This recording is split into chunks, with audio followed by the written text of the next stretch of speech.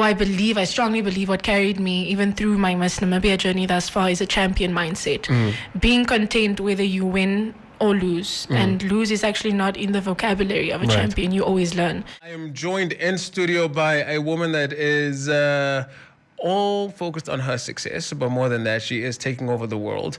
One project at a time. She recently just got back from the Miss Universe pageant competition in New Orleans. If you don't know who I'm talking about, I'm pretty sure you do. I'm speaking about our very own Miss Namibia, Cassia Sharpley. Cassia, good morning. Thank you so much for joining us, man. Good morning, Morris. Thank you for having me. Now, we are aware that you are pursuing a degree in emergency medical care for advanced life support. You are, of course, Namibia's beauty queen, dancer, model, Miss Namibia 2022. Cassia Sharpley returned to Namibia last week as she held the Namibian flag high, representing the land of the brave at the Miss Universe pageant, which was held in New Orleans, Louisiana, in the United States. America. How was that experience for you? It was immaculate. It was a crazy experience because the moment I actually landed in New Orleans, I could feel the energy of the culture, the people, the friendliness, and I was having it since the moment I landed. Did you experience like the different kind of food? Like, did you deliberately like say, I just want to eat everything? There was a point where I had to portion control, obviously, because we were still working at a competition and everything, but I still embraced the culture. I had beignets. It's like basically fake cookies, like dipped in icing sugar. It was so good. I had some donuts. I had like a bite of a donut, and I had a little bit of something and a little bit of everything, and I had gumbo and jambalaya. It was just it was so good. It was crazy. I'm glad you had the time of your life. Tell us about a bit of the experience, and what you learned from the fellow contestants that you were participating with at the Miss Universe competition. I actually learned a lot from them. I never use age as something to measure my maturity, but being 22, I was surrounded by much older women, and I took that opportunity. I maximized on that opportunity. I learned more about them, about their country, and I maximized on my knowledge on what their country is going through as well, since I want to still operate through poverty alleviation on a larger scale beyond Namibian borders. And that is how I've been empowered by them, is their story and who they are as people. I mean, on that particular theme, how would you then implement a couple of the things that you've learned from your fellow contestants and the relationships that you built when you were participating? I like the word you use, relationship. I think that building relationship is so important.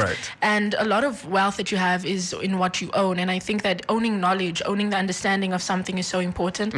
And how I'm going to implement what I learned from them into Namibia is to empower other women. Because the whole Miss Universe organization is about women empowerment, uplifting women, and bringing up women to be the leaders of tomorrow. So I'm going to do that on a larger scale, knowing that I have these connections. I made the best relationships and connections with those women, and I feel that the relationship shouldn't end the moment that the competition ends. So I'm going to help them realize that Namibia is also a haven of hope and endless opportunity. Speaking of haven, Honeycomb Haven Foundation is your baby. Talk to us a bit about your foundation. So it actually got registered right before I left for New Orleans. It's now a Section 21 NGO. It's actually immaculate. I've imagined it since 2018 when I started the project, and I've always dreamt of it being a registered non-profit organization, and to have that actually done before leaving for Miss Universe, that was a win for me already. Yes.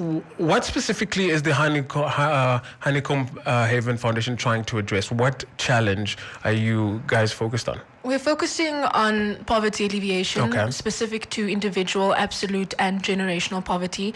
And that's basically beautiful. Just empowering the youth of tomorrow. I'm planning on even building a multi-purpose center where troubled youth can come and they can find help, any form of help, mental health, whether it's women going through period poverty, whether it's they just entrepreneurs looking for opportunities, they can come to that center and they'll find it. Yes. Okay. So if we have young girls, future contestants that are listening to you right now, any encouraging words of advice that you care to offer? I think, I strongly believe what carried me even through my Miss Namibia journey thus far is a champion mindset. Being content whether you win or lose. And lose is actually not in the vocabulary of a champion. You always learn.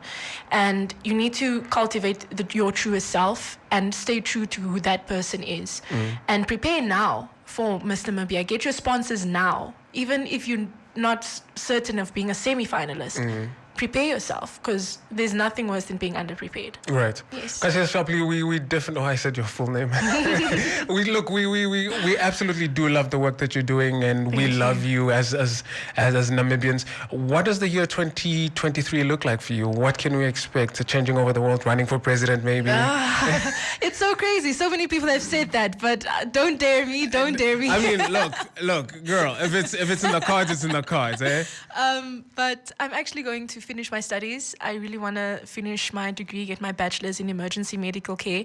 But that doesn't mean I'm not going to maximize on my brand being Cassia Sharpley. So I'm going to work on the projects that I've set apart, being Miss Namibia. I'm Miss Namibia still for 8 months. That's enough time to still make a difference and to bring change. So that's what I'm going to be doing, working on my brand and just embracing my foundation as well and getting that degree.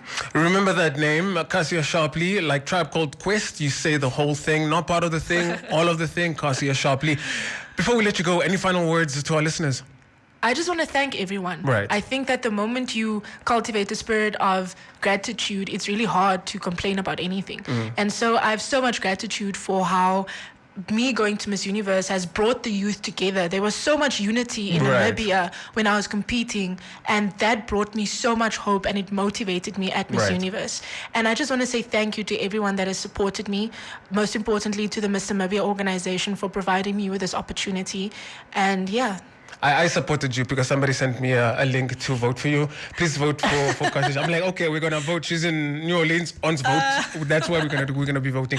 Cassia, look, it's an absolute pleasure having you in studio. Thank you for having me. And we are wishing you all the best on your future endeavors. Yes. As Miss Namibia, but also just as the Cassia Sharpley brand and the work that you're doing with Honeycomb Haven Foundation. Sibo and I, we are committing 100% to support you here at 99 FM. We got you. I love that. So whenever, just pop us a text like, hello, support. Like, we got you. We definitely got you. Cassia, have a beautiful day and a magical week. Thank you. You too, Morris. That was Cassia Sharpley, Miss Namibia 2022.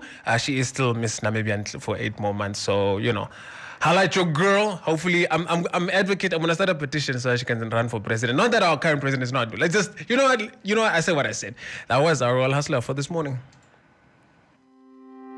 Royal Hustlers was proudly brought to you by Namdeb Diamond Corporation. Good today, better tomorrow.